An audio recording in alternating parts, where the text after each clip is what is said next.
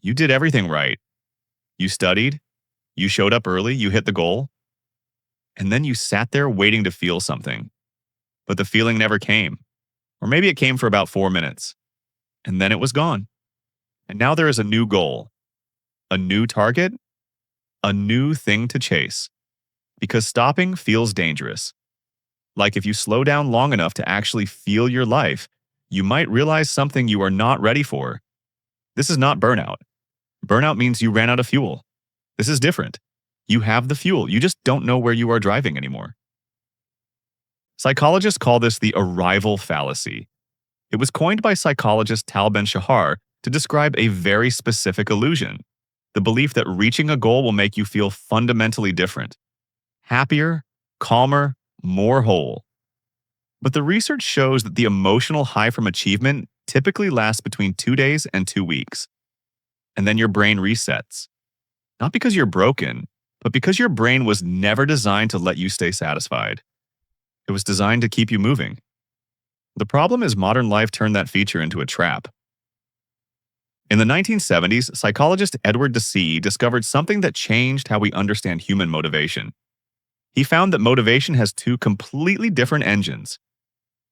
The first engine runs on extrinsic fuel: salary, status, approval, metrics. This engine is loud, it is easy to measure, and it is what most of us built our entire lives around. The second engine runs on intrinsic fuel: curiosity, growth, meaning, connection. This engine is quieter, harder to justify in a meeting, but it is the only one that produces lasting satisfaction.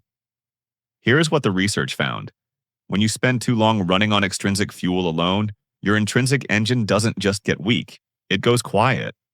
And when your intrinsic engine goes quiet, you can work 16 hours a day and still go home feeling hollow.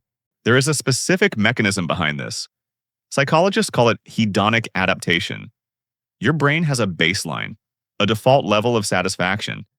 Every time something good happens, you spike above that baseline. And then you adapt and return. The promotion, the apartment, the relationship, the number on the scale, they all feel significant before you have them, and then ordinary the moment you do. So you set a bigger goal, you work harder, you adapt faster. This is called the Hedonic Treadmill. You are running at full speed and staying in exactly the same place emotionally. The cruelest part? The people who are best at achieving are often most vulnerable to this, because they are the ones who learned early on that effort produces results. So when the results stop producing feeling, they do the only thing they know. They work harder. But here is what nobody tells you. Emptiness after achievement is not a productivity problem. It is a meaning problem. And meaning cannot be hacked. It cannot be optimized. It cannot be put on a roadmap.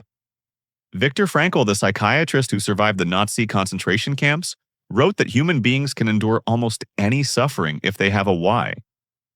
But when the why disappears, even comfort becomes unbearable.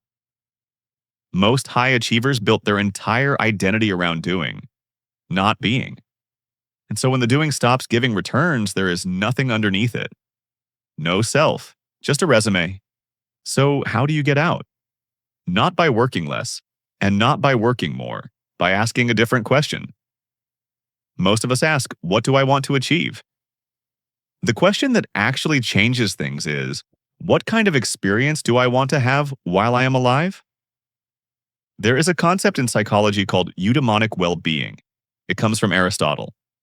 And it is different from happiness. Happiness is feeling good. Eudaimonia is functioning well, living in alignment with your values, using your strengths, contributing to something beyond yourself. Research by Carol Riff shows that people with high eudaimonic well-being have lower cortisol levels, better immune function, and report feeling significantly more alive. Not because their life is easier, but because it feels like theirs. There are 3 small shifts that start to rebuild this. Shift 1, from output to experience. Stop measuring your days by what you produced. Start asking, was I present for any of this? Even 5 minutes of genuine presence does more for your nervous system than 3 hours of distracted achievement. Shift 2, from approval to authorship. Notice how many of your goals were actually someone else's definition of success: your parents, your industries, your younger self's fear. Authorship means you decide what counts, not the metrics, not the audience. Shift 3. From arriving to building. The research on meaning consistently shows that humans feel most alive not when they have reached something, but when they are in the process of building something that matters to them. The goal is not the destination. The goal is to find work worth doing on the days when no one is watching and nothing is being measured. You are not broken. You are not ungrateful. You are not weak for feeling this after working this hard. You just built a very impressive structure on a foundation that was never meant to hold a whole life. The emptiness you feel is not a sign that something is wrong with you. It is a signal. It is your deeper self telling you it is still here. Waiting, not for another achievement, for your attention. If this video resonated with you, please subscribe and like the video. It means so much. And also comment what you think. Thanks for watching. I will see you in the next one.